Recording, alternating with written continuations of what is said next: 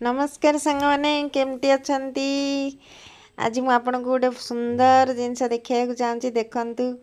कि सुंदर परिवेश आम आज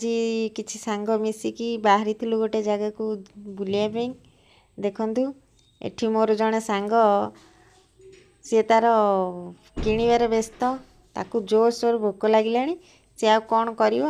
बाटर खाइबापी से एठी सब किछि बिस्कुट आउ पानी बोतल सब किणाकिणी करथिला तापरे आमे समस्ते मिसिकी जाइथिलु आ गोटे दुकान रे सेठी किछि जिंस किणाकिणी करथिलु किणाकिणी फाइनाली सरी जाइछि आउ भाई एबे तांकर पैकिंग करिवे ता भितर आमे किछि देखा देखी करथिलु आउ अलगा जिंस कोन नबु बोली भाबुथुलु तापरे बिनु मते देखिकी पूरा 32 दांत देखैकी हसुथुला सुनील तार ठंडा आनिकी पीथिला ठंडा मते आनिकी मो मुह पाखरे फुंकी देकी कहथिला ठंडा पीबु मु कहली ना मु ठंडा पीबिनी कालिया तार एठी टिके माइंड फ्रेश करथिला तापरे आमे समस्ते भाई की कहिथिलु जे हमकु शीघ्र शीघ्र पैकिंग कर दियो हमकु बहुत बाट जिबार अछि लेट हे गलानी आउ तापरे भाई तांकर शीघ्र शीघ्र पैकिंग आरंभ कर देइथिले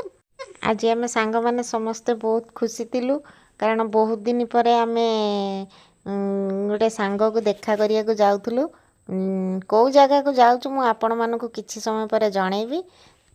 एबे हमर सरीगला चलंतु जिबे A few moments. देखते सांग मैंने बाटर गला बेले गोटे ब्रिज पड़ीथिला से ब्रिजटा ना कौन मु तो जानी नथली कारण एपट लाइन रे मु फर्स्ट टाइम आसीथिली मु एटा को ब्रिज जानी पार नथली तापरे आमे पहुंची जाइथिलु ढेंकानाल रे आ एटा ढेंकानाल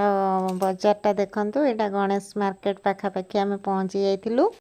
तापरे ताको एड्रेस पचारिथिलु से आमको एड्रेस देइथिला तापरे आमे जाइकी पहुंचीथिलु ता रूम पाखरे से आमको देखि बहुत खुशी हे जाइथिला किंतु मते देखिकी से भितर को पळैथिला कारण मु वीडियो करथुली तापरे आमे खाइबा को बसथिलु से आम पई बहुत बढ़िया बढ़िया आइटम बनैथिला आउ देखंतु भात डाली आउ मिक्सचर पनीर दही बैगण सलाड बहुत किछि प्रिपरेशन करथिला बहुत टेस्टी भी हेतिला आउ आमे सांग माने मिसिकी समस्ते खाइथिलु खाई सारला पर किछि समय बसी कथा हेतिलु कथा हला परे आमे संध्या पूर्वरु तांको घरु बाहरी की आस्तिलु आसिला बेलको बहुत मन दुख कला आउ कारण आमे बहुत दिन पर जाइथिलु ताको देखा करिया पई तापरे आमे सांग माने किछि सेठी ठिया हे की सेल्फी नेथिलु गाड़ी आसिकी रेडी हो जाइथिला